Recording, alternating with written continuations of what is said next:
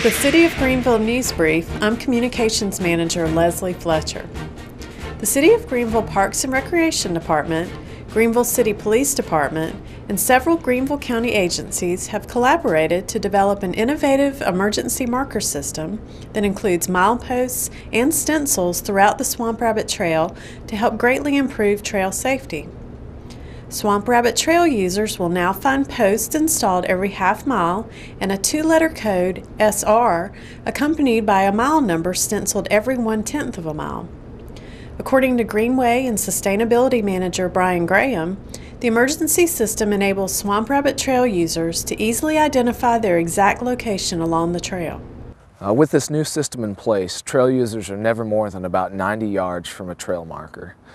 This means that 911 operators can more easily, quickly, and precisely locate where the trail user is, which will improve response time and efficiency. The city's Parks and Recreation Department was initially approached by the police department about formulating a plan for the occurrence of emergency situations. The popular trail is used by many beginner bicyclists and pedestrians, some of whom are visiting from out of town. The assembled group of agencies determined that trail users currently lacked the ability to convey an exact location to 911 operators during an emergency situation. Marking the Swamp Rabbit Trail in increments, not using the half-mile markers, but in increments, is really a good thing. Really helps protect the public because now we can actually zero in on where folks are when they have an emergency. It's a great thing for public safety agencies, because now we can get right to the folks when they need us. The added benefit of it is now we can statistically figure out where do we have situations on the trail that we need to address, either a public safety situation or an injury type situation where EMS has been called. That'll help us statistically determine those places that we need to pay some attention to. Future plans include extending the emergency marking system into other trail systems, including Falls Park, Cleveland Park, and the entire Swamp Rabbit Trail in the county. The trail section between Cleveland Street and McDaniel Avenue is currently not marked due to construction activities. The City of Greenville recently participated in an open house and ribbon cutting for Bradley Place at the corner of Queen Street and Perry Avenue in the West Greenville community. Bradley Place features 10 3-bedroom, 2-bath, stacked, flat, affordable rental units. The units will be made available for families and individuals who earn at or below 50% of the area median income. Rent for the units will range from $250 to $495 a month. The City of Greenville was awarded $1,288,430 in Neighborhood Stabilization Program funds for this development and $25,000 in Home Investment Partnership funds.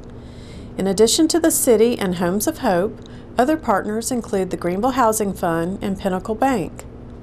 In the midst of planning this development, the 18-year-old son of a Homes of Hope employee was tragically killed in a car accident. His name was Bradley, and following his death, the decision was made to name the development after him. Bradley Place is very important to Homes of Hope and the West Greenville neighborhood for a lot of reasons, one of them being that it's a strategic location. It's at a gateway into the neighborhood. A lot of folks will see these homes, and a lot of families will be able to enjoy them. We named it after Bradley Burnett, and his spirit lives on through these houses because he was a giving person who uplifted everybody that he was around, and we're hoping that these houses will uplift the neighborhood the same way. The Greenville Zoo has welcomed 2 new residents. 2 male African lions arrived recently from the Riverbank Zoo in Columbia, South Carolina, on a breeding loan recommendation from the American Zoo and Aquarium Association's Species Survival Plan program. Well, the entire zoo is excited because we've got these 2 new young male lions out there, Saeed and Chuma, who came to us from the Riverbank Zoo, and they're part of a cooperative breeding program with the Species Survival Plan. So the neat thing about these 2 guys is they'll come in here, they're about 2.5 years old now. Once they mature, the Species Survival Program will determine where one will go to be involved with the breeding situation, and chances are at that time we would bring in a female and be able to participate with the SSP and actually produce cubs that help further the captive population right here in Greenville. The zoo's last exhibited lions were not part of the cooperative breeding program and recently moved back to their original home at the Catoctin Wildlife Preserve and Zoo in Thurmont, Maryland. As part of the zoo's conscious effort to increase participation in captive breeding efforts, the decision was made to take the available space and use it for animals that are part of an effort to maintain a genetically diverse population of captive animals for many years to come.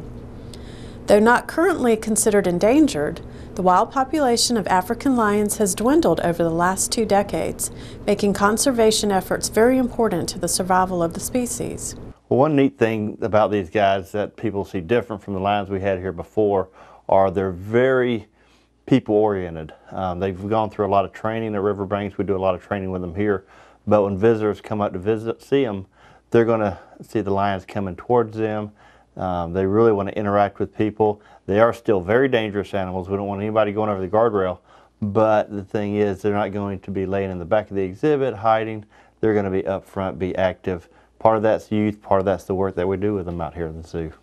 And finally, the City of Greenville has launched a Google Maps style viewer that shows current capital improvement projects within the city limits. The viewer was developed by the city's Geographic Information Systems Division and overlays site-specific and area-based projects on the map with the ability to search for particular types of projects. A link from each project provides the user with access to more detailed information from the city's capital improvement program. The CIP addresses many of the city's long-term needs while balancing those needs with available revenues. All projects funded through the CIP directly support the city's strategic goals and comprehensive plan principles and continue the city's commitment to promoting safe, vibrant communities. The new CIP Viewer gives citizens and business owners the ability to see the CIP projects and to gain a better understanding of the investments the city is making to preserve and enhance the high quality of life valued by this community.